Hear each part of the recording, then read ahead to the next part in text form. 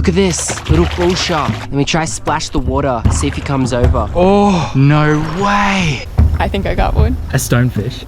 He is massive.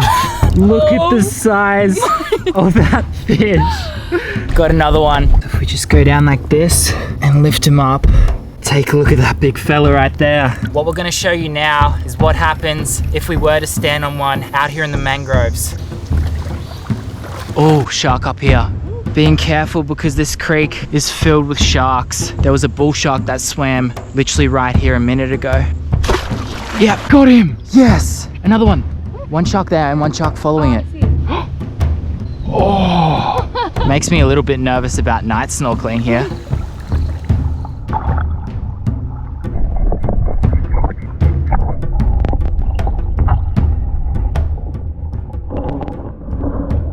All right, so for the next 3 days, we're gonna be surviving by ourselves in one of the deadliest mangrove systems here in Australia. We're gonna have to catch our own food, find a different place to sleep each night, and try and track down as many deadly species as we can. And in this particular set of mangroves that we're gonna be surviving in and navigating our way through for the next 72 hours, there's no shortage of them. Bull sharks, stingrays, stonefish are all species that we are going to encounter over the next 3 days. And we've got some pretty wild things planned involving each of them. So as you can probably see, we've got the kayak in the background. This is a one-person kayak that we're both gonna be using. But we survived on Snake Island with this kayak, so I think we'll be okay here. The difference between Snake Island and here is there's not 3-meter-long bull sharks that are living on Snake Island. I'm gonna be holding my breath while we're crossing these channels. And I've done lots of solo survival challenges out here, which are difficult and very uncomfortable, but now we're gonna have to catch food for 2 people. And this spear is gonna help us. The good thing about surviving in the mangroves is if you know what you're doing, there's no shortage of food and ways to catch food out here. And we're not only going to be using this primitive spear, but we've bought a few limited resources to help us survive out here. That includes a handrail, a flint and steel, which attaches to this knife, and that's pretty much it. What else did we bring? Yeah, that looks pretty good. Looks pretty good. And what happened to your hand? So mud crabs are another species that we're going to be trying to catch out here. A few days ago while I was scoping out this place to survive in, spotted a big one. I ended up putting my hand down a mud crab hole and it got me pretty good. Yeah, but I've still got a finger, which I'm stoked about.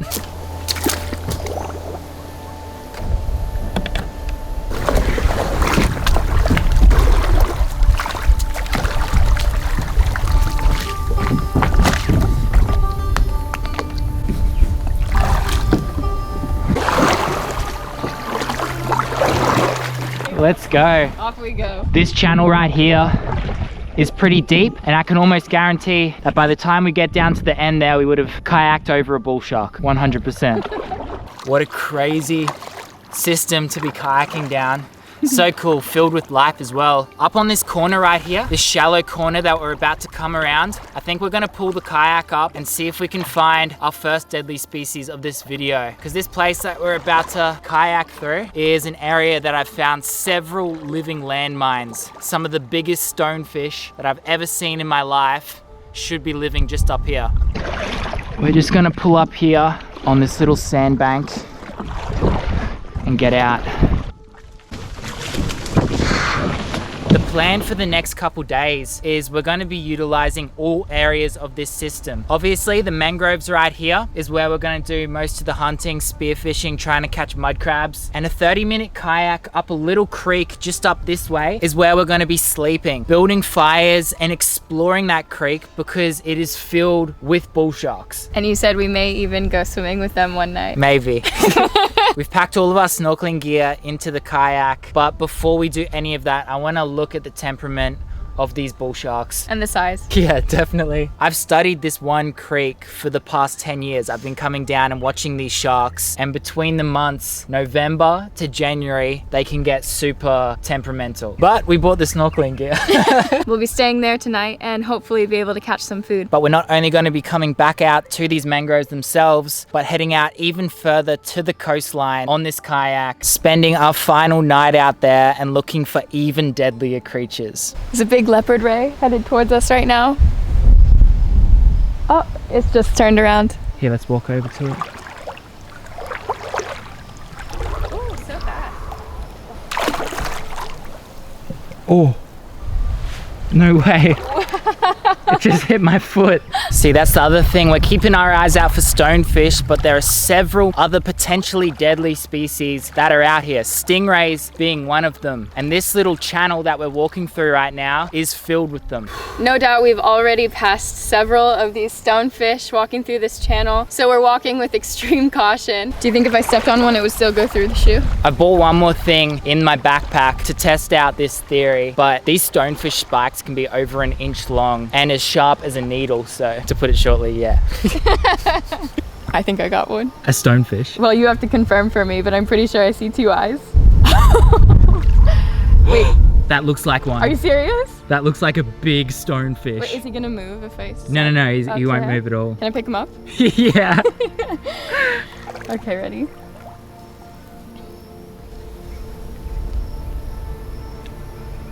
This is a massive stonefish. Oh my gosh. He's buried himself in quite deep. He is massive. Look at the size of that fish. He's so cool. That is crazy. Look at that. Wow. I see one of the spines back there. He's literally bigger than your head. Yeah, he's pretty heavy too. Oh my goodness.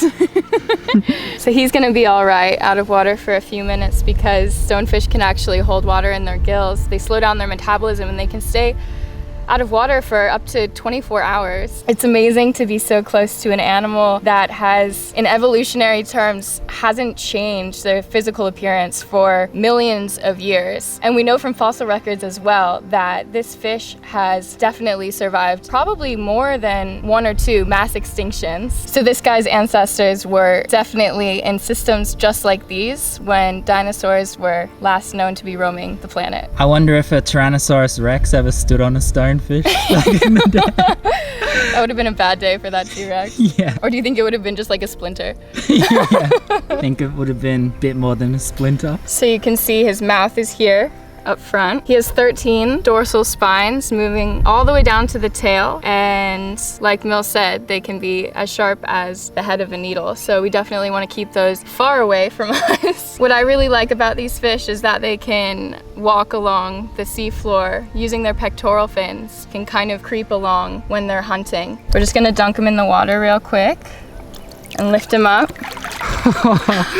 Look at the size of that fish. Huge! And the venom they have in these spines actually contain both neurotoxins and cytotoxins that affect your nervous system. So the pain is said to be absolutely excruciating, like burning and being hit with a hammer at the same time, which makes this chill guy a pretty fearsome creature, actually. Yes!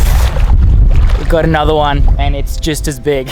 You can see him buried in the ground right here. Funny thing is we just walked past this area and didn't see him. That's how camouflaged they are. Okay, so if we just go down like this and lift him up.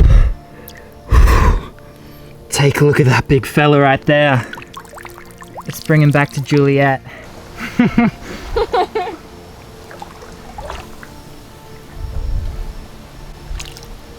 Alright, here we go.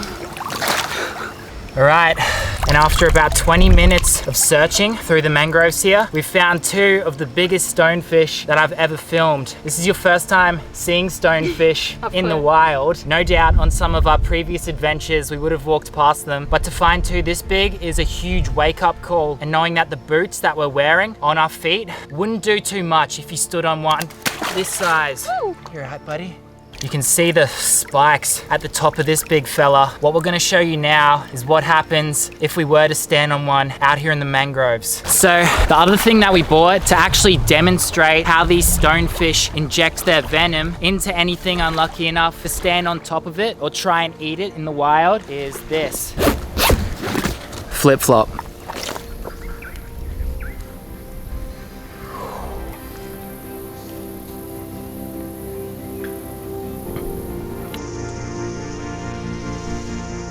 Wow. And it's blue. Yeah, look at that. Those spines, they're needle sharp, and it went straight through that rubber flip-flop. These wetsuit boots that we got on at the moment, after looking at this, I don't think they're stonefish proof. Let's get him back out there.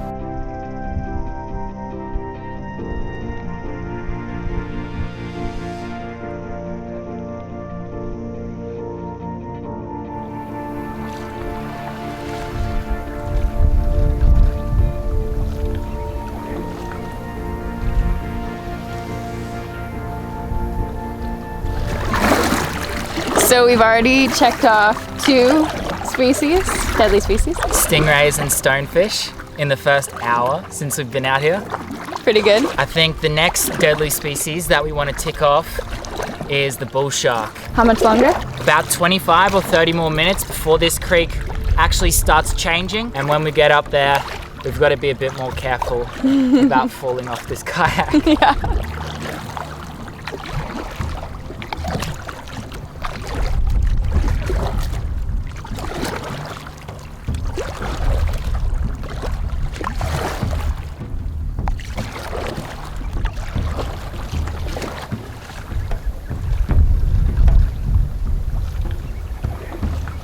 So you can see how much this system has changed from the mangroves to almost this thick rainforest saltwater creek, which is filled with bull sharks. It's what's considered to be a shark nursery. So the mothers will drop the pups at the start of these systems, and these mothers, they could be up over 3 meters in length and very stocky. And then those pups, as they're called, which can be as many as 13 in a single litter, will come up these systems where it's filled with food and safe from predators like other bigger sharks, and they'll survive until they get bigger. Now, I have seen sharks in this system that are over 1.5 meters long, which is why we got to be very careful, because at this time of year they can be pretty territorial and aggressive. We'll see if we can find any. Look at this little bull shark. Let me try splash the water, see if he comes over.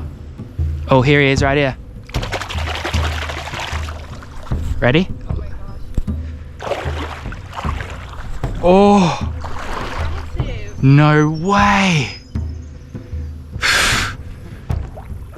That's pretty crazy. They're so fast too. Yeah.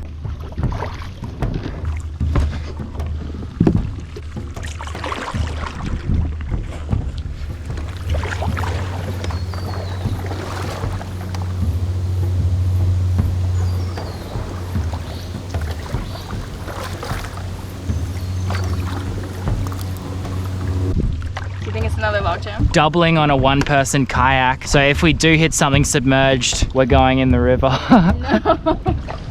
Look at these rocks. Beautiful habitat for sharks to be Nice living. Got to watch out for crocodiles in here too.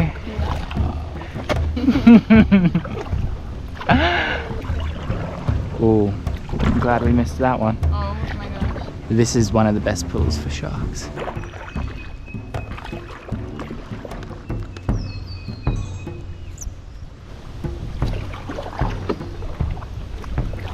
Watch out for your head.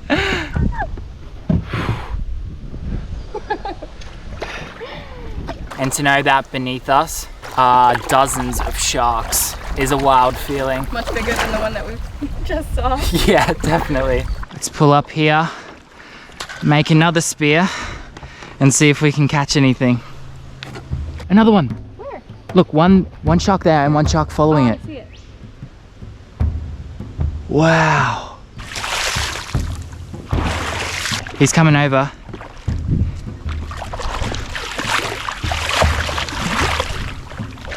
There he is. Oh look, he goes up that way.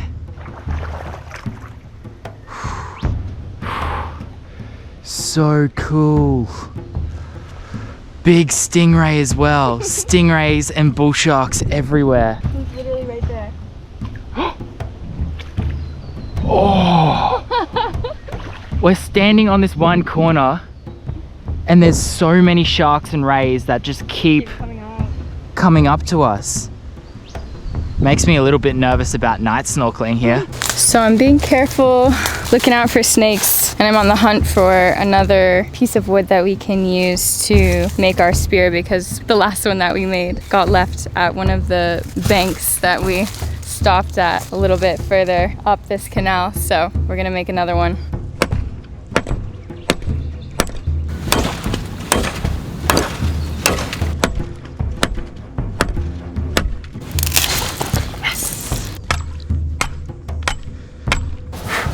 What do you think? Looks good. Not bad for my first time. Yeah. There's so many mullet swimming past us right now. It's day 1 of this 3-day survival challenge, and it'd be so good if we could eat on the first day.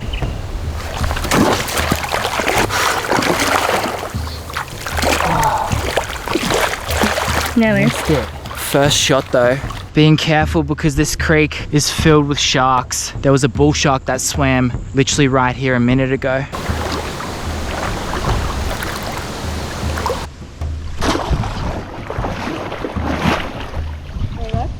Missed it again. Keep it nice and sharp. Yep, got him. Yes, we got a mullet. All right. That is so good with your primitive spear. So that is gonna be our dinner for night number 1 in this shark infested creek. Those sharks, gonna smell that pretty quick.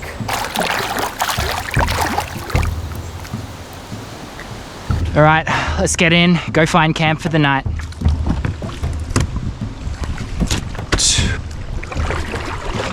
Well, we got a mullet to cook up, day 1. I promise you that we'll be eating better than that over the next few days. Here, duck down, big log. Okay.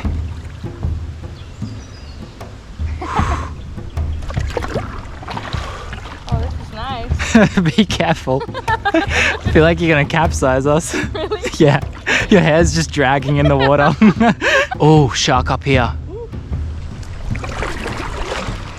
So we're heading back up to where we left the spear and back up to where we're gonna camp tonight. The tide's going up at the moment, and it's pretty wild to think that where we're gonna be camping on the bank, the water will come up lapping to where we're gonna be sleeping, and there'll be sharks swimming within a meter of our bodies laying on the ground tonight, which is pretty cool. We might even go out on the kayak tonight into this system and try film a couple of them. See how we go.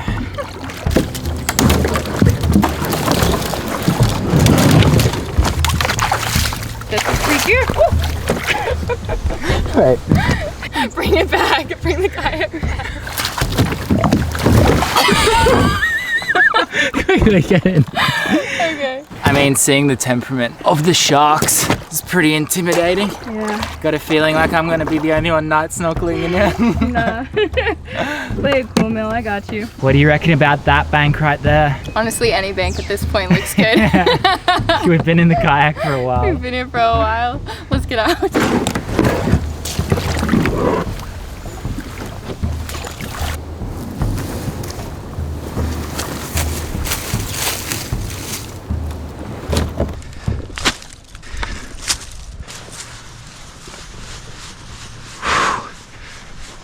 All right, fire pit for tonight. Looks good. All right, so this is camp for night number 1. We've bought a flint and steel to help us actually light this fire. You wanna do the honors? It's been a while. Yeah. So we saw a few sharks in the creek today. They were everywhere. But by the time we got up here, the light wasn't so great, so it made it a little bit harder to see them. But what we're gonna do tomorrow is fully explore this creek, hunt around this area, try and catch something a little bit better than this to cook up, potentially even go back out to the mangroves and try catch some mud crabs to bring back here. I'm a little bit worried about the mozzies as the sun starts to go down, but not too bad so far. Let's cook up this mullet.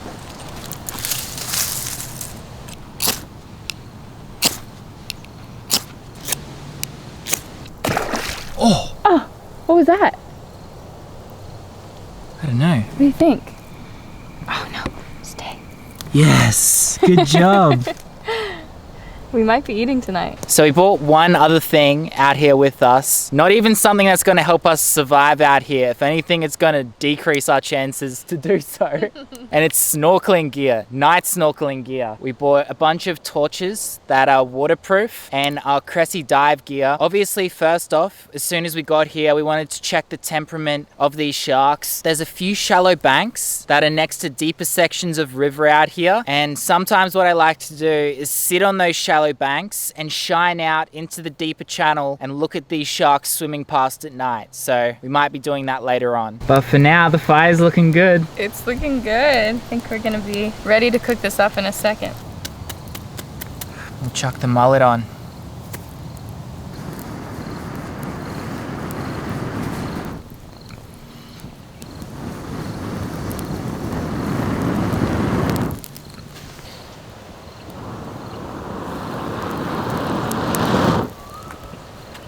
So one thing that we kind of underestimated was how far the tide would come up. I'm kind of glad that we found that out now and not at 3 a.m. when we set up camp right here. Maybe we can sleep with the wetsuits on. Yeah.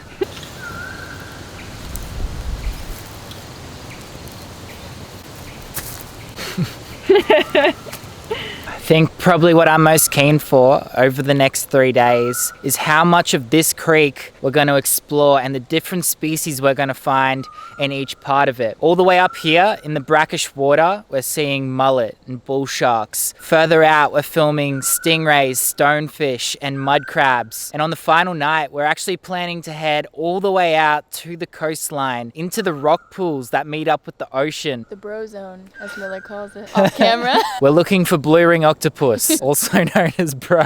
And we're also going to be finding hopefully some different species of sharks, wobbegongs, out there in the rock pools.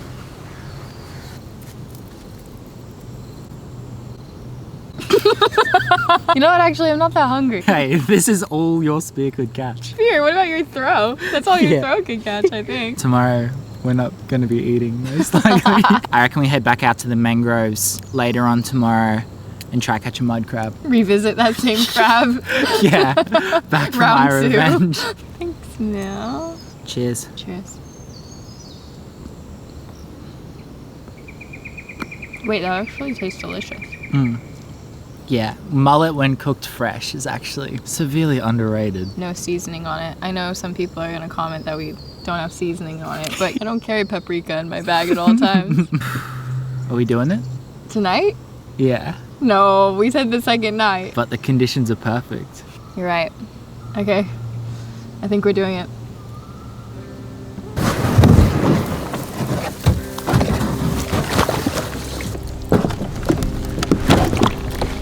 Splash. Let's go. Let's go back out.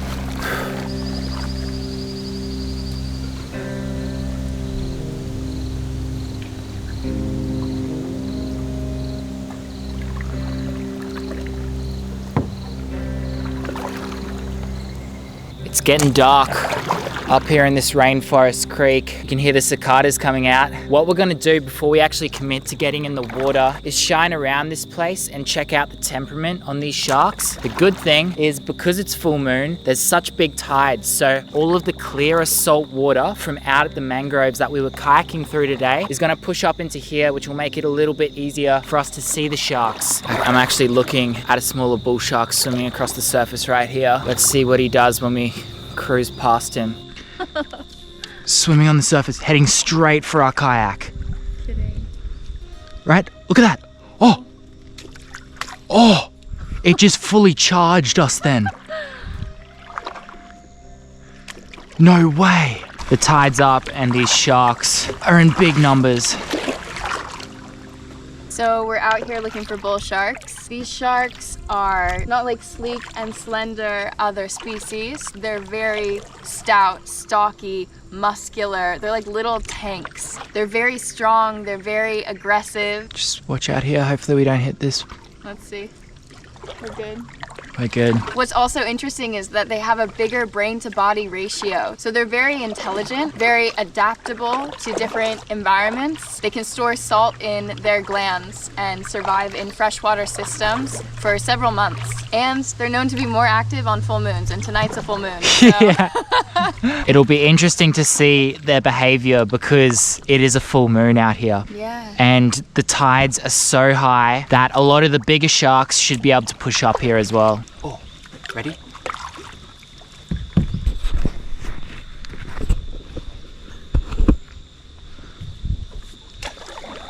Oh, there was a shark just there.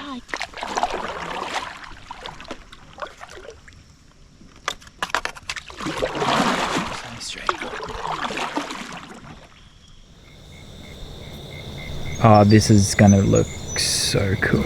Yeah. So we just tied our kayak up to a tree in the middle of this creek that we're going to be swimming in. Let's try and see how many sharks we can spot in 10 minutes. No way. So cool.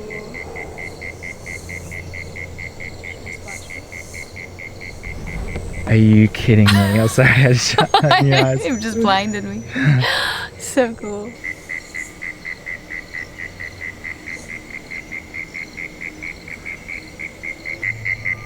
Oh, that. Oh my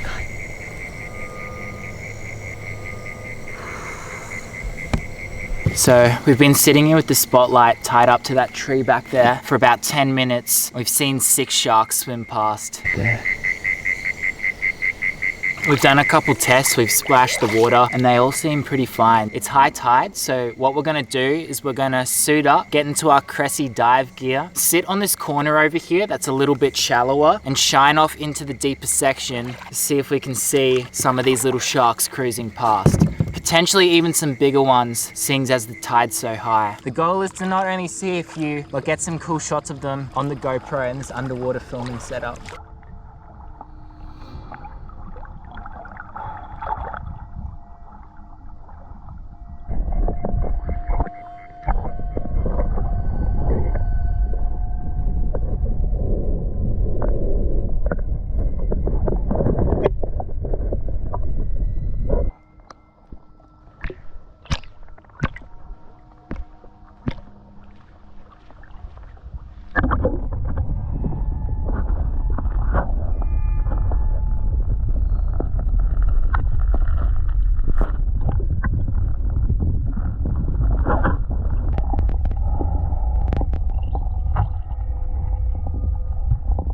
All right, so we've just come up from the first stint of watching these sharks swimming around. I've seen 2 so far. I've seen one. You've seen 1 shark? Yeah, they're coming right up to us. They're inquisitive of the light. It's easy to see them, but it's hard to get them on film. So we're snorkeling around and trying to get at least 1 shot of one of these little sharks swimming around us. The conditions are perfect though. It's really clear. And so far, the temperament of the sharks has been really good as well. I'm glad they're not hunting us. Yeah, it doesn't look like they're in a hunting state of mind, but we're sticking to the shallower banks and not actually swimming off into the deep too much because it's kind of creepy not touching the bottom. No, when While it's we're this out here. dark outside too. I say we get back in, give it 1 last shot and try and actually get a shot of one of these sharks coming up to us, yeah?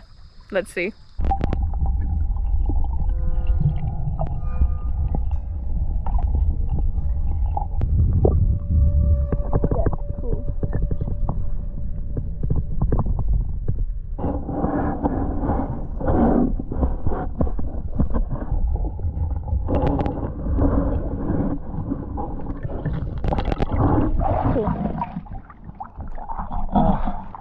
How cool is that? We got one. What a cool night. We still have 2 more nights that we have to survive out here and we don't want to get eaten on night number 1. We're gonna head back to camp, get the fire going and go to sleep. First night out here in this mangrove system and we've already done so many dangerous activities. Maybe we calm down a little bit the next couple nights. We're headed back to camp now. The water temps were pretty warm, but we're definitely gonna warm up by the fire now. Big mullet. Did you get that? Wow, look at that. Look at that. going off over there. Eh? Ready?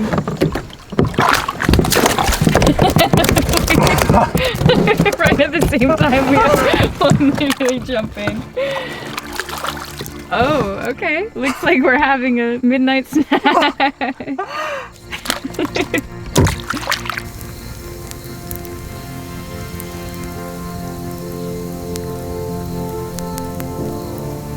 So we just made it back to camp. We've got the fire going. We're warming up. Although it was pretty warm in the wetsuits in that creek. Yeah, the water was really warm tonight, so that wasn't an issue staying in. The only issue was trying to not get out when anytime the shark would come by. Yeah, especially when they come out of that murky water and you first see them. Primal instinct is get out. Yeah.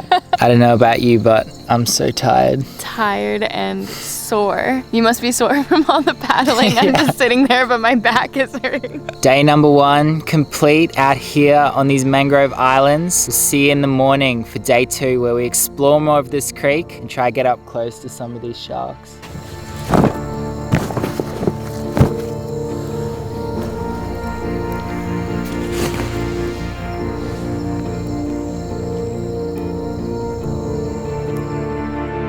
Oh, shark right there. It's literally moving up the river. Going out. Oh my god. I've never seen that fish before. So trekking through the mangroves at the moment, trying to catch ourselves a feed. Got him. Look at that. We just spotted a big mud crab. You got him. He is massive. No, it's okay, it's okay. Look at that big fella.